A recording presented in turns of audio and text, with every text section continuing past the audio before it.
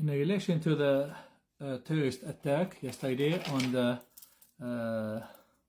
highly respected Bishop Mary Emmanuel, there is something fishy here, and we can smell that there is some fishy things are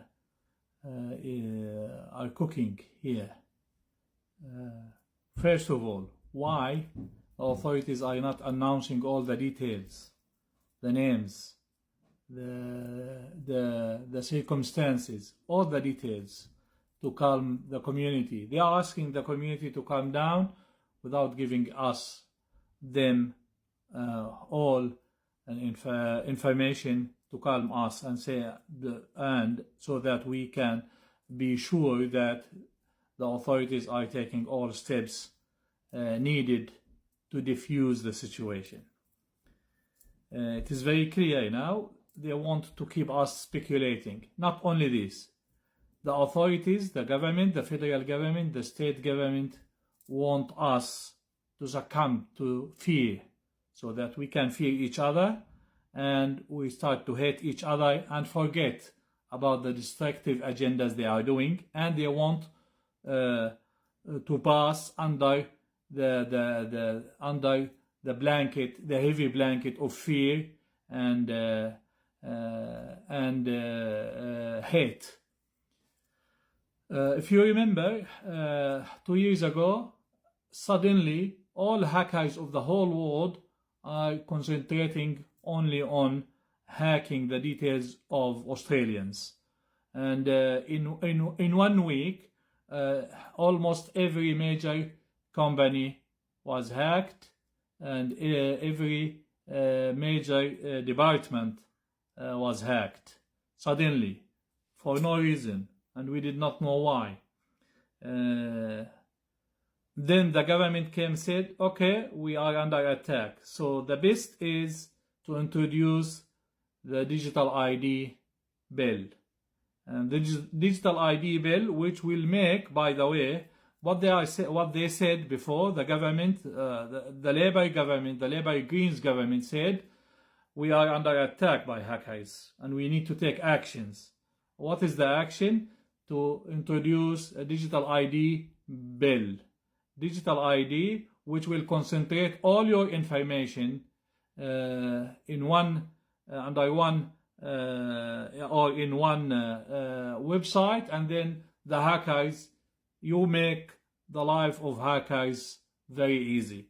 Just hack one website where you can find all the details, all informations, everything about you in one go, instead of going and hacking the Optus, then hacking the Medibank, then hacking Telstra, then hacking or whatever. This is my fear and everyone's fear, that under the blanket of deep fear of stabbing, of terrorism, of attacks, the government will come and say, and they are saying this, by the way, now, to solve the problem, we need misinformation bill.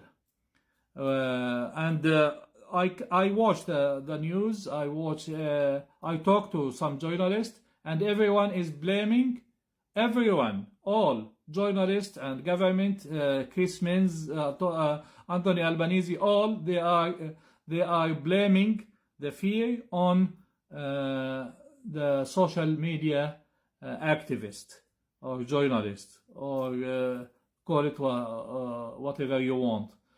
You are spreading misinformation. You are fueling the hate. You are creating extremism which does not exist. This is bullshit. Extremism exists for years. There were more than 700 Australians traveled to fight in Syria. Many of them were killed. Hundreds were killed. They're all members of terrorist organizations. The extremism in the society is very high, and the authorities, especially the Labour Greens authorities, governments, are in fact allowing extremism to grow out of hand by grants to these extremist organizations, promote these extremist organizations and make them the representative of the mainstream Islam and others. And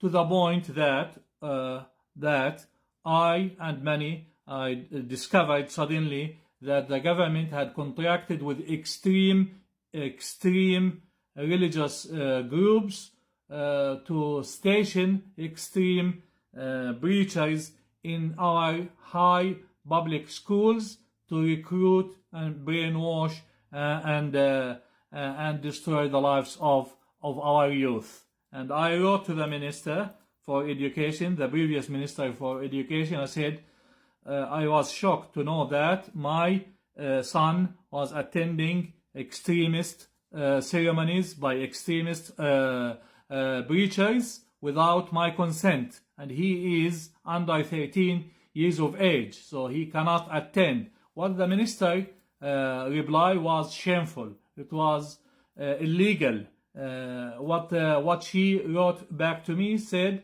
that these ceremonies are voluntary, so your son just need to ignore them, not to attend.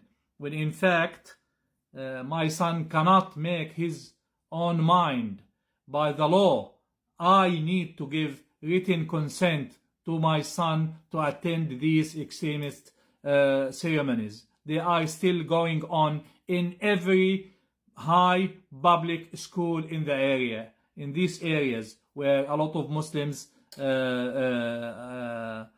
live. And don't tell me that Islam is extreme or Muslims are extremists by nature. There are some forces that are supporting, promoting,